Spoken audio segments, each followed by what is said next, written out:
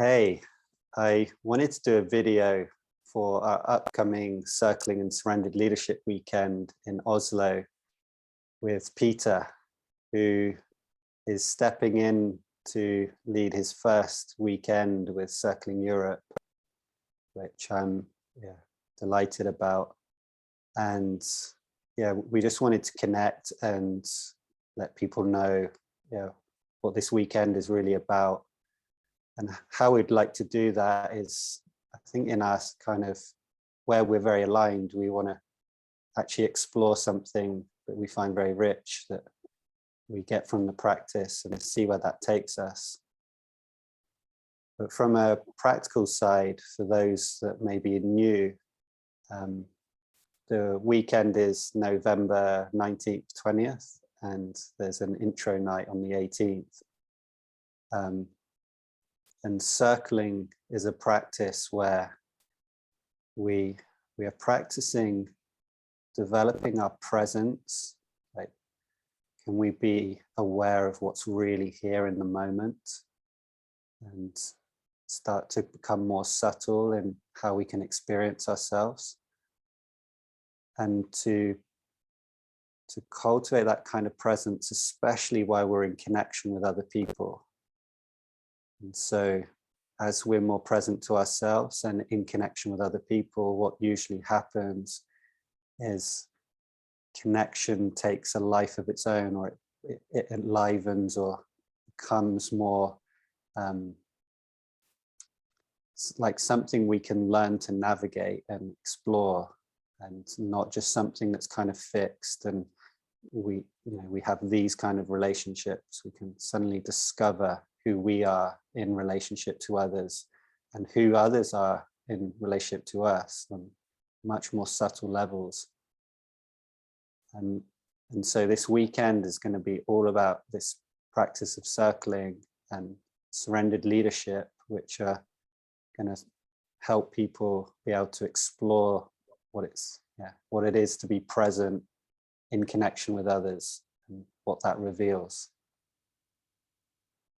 Would you add anything to that as a definition, or something maybe practical about what circling is?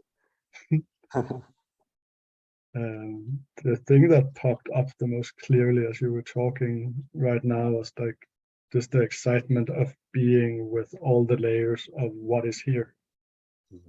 Like being in that exploration together of what is in this connection between us, what is in this relationship right now, and sort of giving time and space to that and really taking a good look at it, like the diving into the truth of it. I think that's at least where I find a lot of beauty in the circling practice. Yeah. When I was exploring with while walking this morning, what do I want to really speak with you about today when we do this call, and thinking about people that will be watching. I was actually, what I was drawn to was connection itself. I mean, we could talk as well for probably many hours about presence, but the practice does really revolve around connection. And I know for me, the way I understand connection now, after practicing for 15 years or so, is a totally different, or it's a transformed experience, that's for sure. There are things that are possible and ways I understand connection now that were never available to me before. And what my sense is that for many people, some will have a good sense of connection, or they've explored other practices, they may have done therapy, or they're just people that are very mindful and aware, so they get a sense of connection. But I also imagine for some, it's maybe new to think of connection as somewhere that you can become more present and you can go deeper into, and there are more layers to what connection is.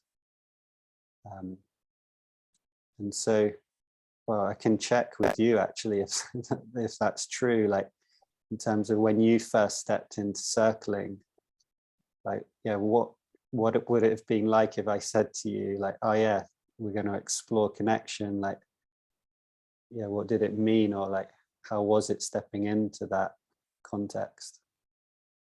Yeah, it's funny to even think about that word, because I have so much context on it now, or so many practical experiences Yeah. of something I would call connection. I'm pretty sure that like 7-8 years ago, when I went to my first circling event, that word didn't hold much meaning for me. It's like, yeah, we are here together. That is connection, and maybe there's something more to find there. But when I think of it now, it's more like a pretty vast landscape that we're walking in together, and like where we can take a look at all kinds of stuff that's happening between us. That something is happening, like in the particular relationship with you right now, and that being connection. Yeah, when you say that, I remember after a few years of circling, I mean,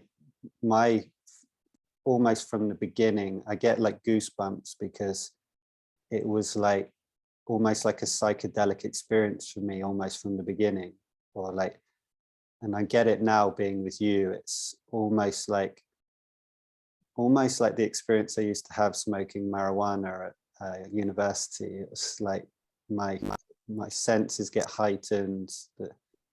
It's like my awareness becomes thicker somehow, and it's actually way better than being stoned, actually, and because I don't feel kind of woozy, but I wish I didn't use that example now. And so yeah, and when that started to happen for me, I was just like, whoa, like I've been meditating for quite a few years and hoping to have a kind of awakening experience and having little glimpses, but I was like, what, I just be with someone else paying attention, and I'm like entering these very subtle states very easily. And so, but then what started to happen as well is I started to contact places that it was difficult for me to be in connection. So I was like, yeah, I was actually feeling quite a bit of sadness that I didn't realize I was really feeling. So that was a kind of like, it was putting me in touch with that, but I was like trying not to be in touch with it without realizing. And that was a journey which I got to go through quite softly, actually, by just exploring from kind of the circling principles. But and then I heard this quote after I'd been doing that for a few years, and I was like, wow, that really speaks to what it's been like. And the quote was something like, in the invisible lines of connection is ecstasy and magic.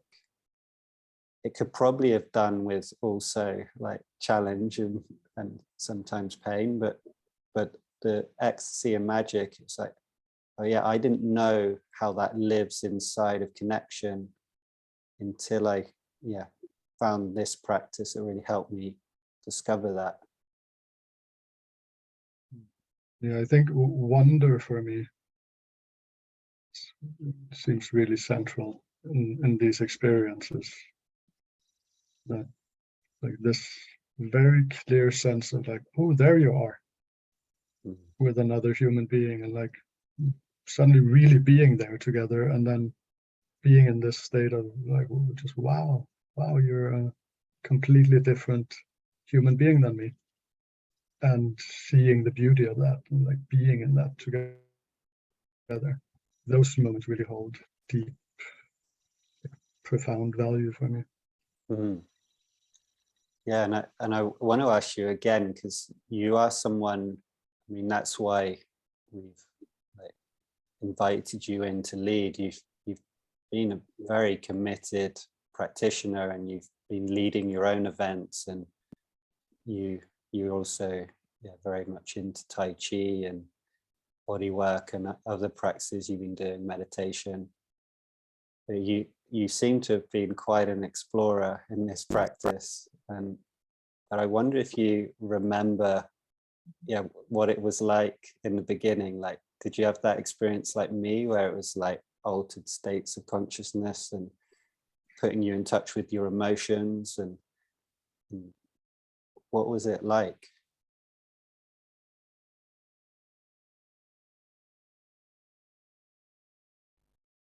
Yeah, the first few circling events I went to were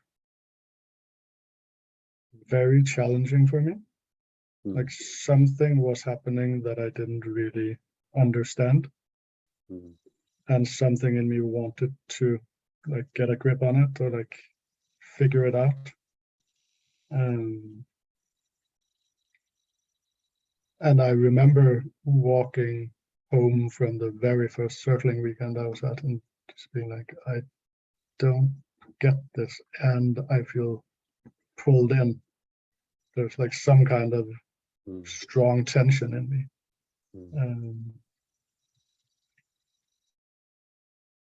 Just what is this? And then I remember during the training I did then, like having these very intense experiences of anger and being wrong, or like feeling wrong, not allowing myself to bring what was there for me, and like sitting in that for very long, extended periods of time. Just struggling with this, like I need to bring this in a way that is good somehow, or where I don't feel wrong for having these emotions or being like this. That being quite intense and also quite rich for me, and something I've really treasured over the years. Also, when I started leading many events myself, like focusing on that being allowed, or like that being part of the practice. Like, yeah, well, I also want to be perfect here, but this is what's really there. and it's not perfect, it's just me. And allowing that to be in the space, like that we are human with all kinds of weird emotions and lots of resentment and lots of judgments. And yeah, sure, we can practice, for example, circling to get into that, and maybe we will see that behind the deeper truth. But maybe that's just not where you are right now.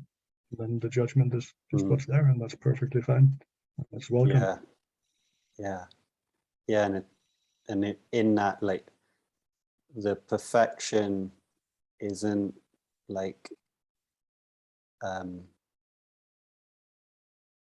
it's not like a superficial kind of perfection that we can often put on ourselves, like a standard we have to reach to. It's a deep sense of, if this is what life is brought, if this is what's truly here, then there must be something deeply happening that's important here. And if all we're experiencing is actually doesn't feel deep, that's what we're experiencing. Like, oh, I'm paying attention, I'm being in connection, and I can't feel too much.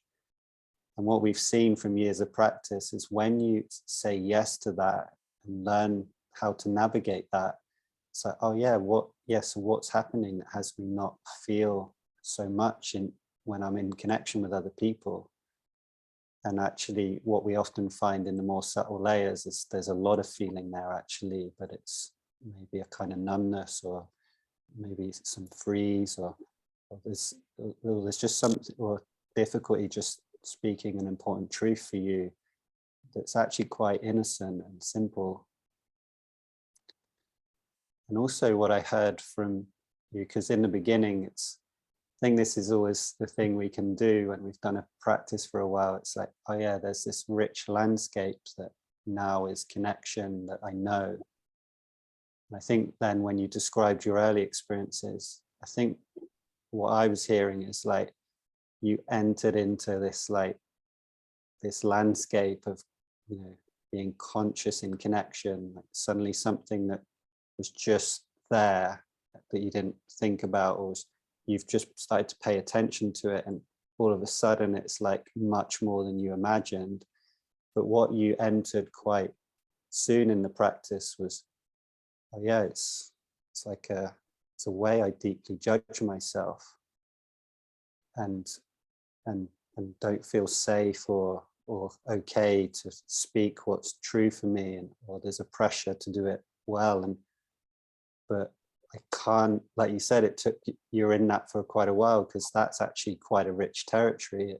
It's not just you failing, it's actually, you've probably discovered quite a lot of nuance around that, and that's actually become an important part of the landscape for you, like you said. And now when you're with others, because you have gone through that, you can now see others in that landscape, and also not feeling okay with it in the beginning, which is totally understandable, because none of us were okay with it when we first did it as well. And then through the practice, we get to, yeah, elegantly, and sometimes not so elegantly, yeah, explore what it's really like for us. Yeah, and there's full layerings to it as well. It's like I remember when I started realizing how much truth there were also in the judgment I was holding, and didn't want to bring that, like my experience was really connected to what was going on in the room, or what was being brought by someone else. Mm. And that the judgment, as in the thought of what was going on, was usually not correct or true, but like the sensing of something is off here, or like there's something that's not the way it should be, or like Yeah. there's something here that part is really intelligent, and there's truth in there that can be discovered, and we can do that together. And that requires me to bring it in whatever form I'm able to. Yeah. Yeah. Yeah, it also resonates for me, or reminds me of that sadness I touched early in my practice. And I was kind of an interesting circler, because I had already had learned through therapy and meditation that being in contact with your emotions is actually really good, and I really believed in emotional intelligence. So I was like trying to dive into the territory and I've met quite a few people who are like this, because if we've had moments of contacting our emotions, it does feel rich, or the reconnection does feel important. There was some way that like almost charging towards myself was also a kind of resistance that I would discover later. But with the sadness, it was interesting, because I wanted to reconnect to it, but then when it kept getting deeper and kept being there, I'm like, yeah, then I start feeling vulnerable. Like, are people going to think I'm just a kind of sad person? And that was really vulnerable for me, because this is what's just coming. And then suddenly, it seemed like something shifted, where it became, I often think true acceptance actually is kind of born within us, more than we have to be good at accepting ourselves. It comes through practice. And then suddenly I saw how the sadness was it was like a way, when I accept it, I could experience a part of reality or part of my life that I don't normally experience in that way. And what it made available for me is actually, I always knew I could take, especially things that are kind of everyday or close to me, like my family, like the people that, my best friend I see often. It's almost like I can take them for granted. And it's sometimes hard to wake up to who they are and how much they mean to me. And that can be really it kind of troubled me, because it's like, I don't want like an accident or something to remind me of the people I love and how important they are. And then I saw that this sadness was actually the emotion that broke through any of what that complacency is, or that taking for granted thing is. And it was like, oh, you know, I could feel my mother, I could feel my best friend, I could take my partner very seriously, and hear things that I didn't realize I was suppressing or not listening to, because they challenged me. And so the sadness became this great like way for me to enter things that matter to me. And so then I was like, yeah, well, I want this then, like truly now. Yeah, like the allowing things to matter seems significant. Yeah.